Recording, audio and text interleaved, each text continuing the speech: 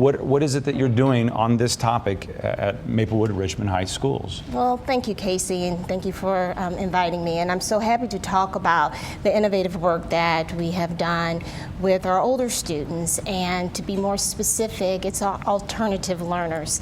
In a really therapeutic environment, we have created these pathways to, in essence, peel away different layers in order for them to be successful to get their high school diploma. So essentially what we've done, we have partnered with the Children's Service Fund, the different agencies, and through developing clear pathways, we know which way we can support the students. That's peeling away those different layers in order for them to be successful so they can be the scholars that we know that they are. To explain what you mean by that, when you say these pathways? Well, what we discovered with our students in this particular environment, they had a hard time succeeding like in a small environment because they had so many competing issues. I mean, we knew that there was substance abuse issues, there were self-harm issues, and we couldn't address that alone.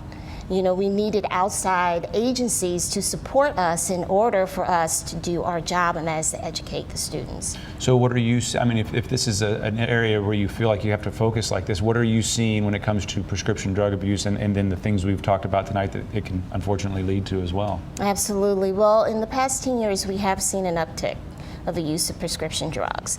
And it is a concern, but our issue is how do we respond to that in conjunction with being preventive, but being more systemic and effective in addressing the issues and communicating and partnering with parents. So in the past 2 years, we've gotten better with that, and as I said before, working with the outside agencies is very helpful for us because there's only so much that a public school can do. And what we are experienced in how to support young people. So having that collective impact approach, partnering with outside agencies is critical. We couldn't do it any other way. So what's the attitude that you're seeing? I mean, if we have something now called Farm Party, which is not that new, what is the attitude towards this issue, towards prescription drugs specifically? Are kids unafraid of the consequences? Well, if you have someone participating in an activity like that, they're a risk taker. Yeah. And what we see ourselves as educators at the district, we see our responsibility is to educate as much as we possibly can in terms of the consequences.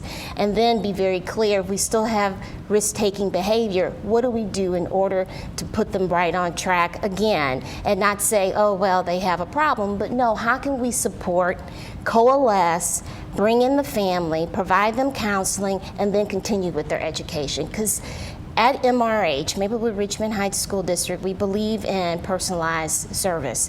And even on the other end of the spectrum, when we have children that are at risk, we want to figure out how can we best help them achieve. Do you see anything in what you've done and where you've had success that could be more broadly applied?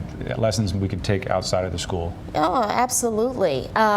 Again, that is the community approach because it's not isolated to our school district, and that's critical for schools, that you have to partner with the community. You need to know about the other agencies out there to support families, because if you don't support the families, then a lot of the work just goes to the wayside that you put towards the student. You need to expand that a little further in order to help them.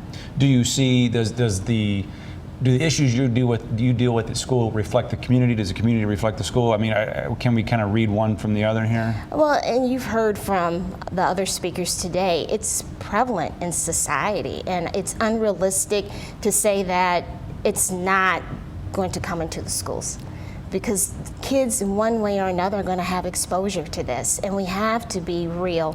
We have to be honest about what's going on, and as it's appropriate, for me, like developmentally appropriate, we need to address these issues with our young people.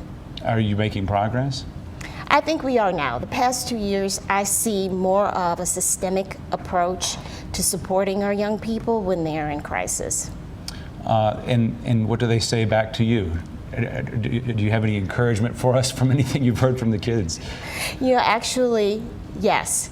recently, I read an essay from a young person from our alternative school, and they were so grateful now that they had this opportunity to focus on their education, and now they have a great sense of self-worth and hope.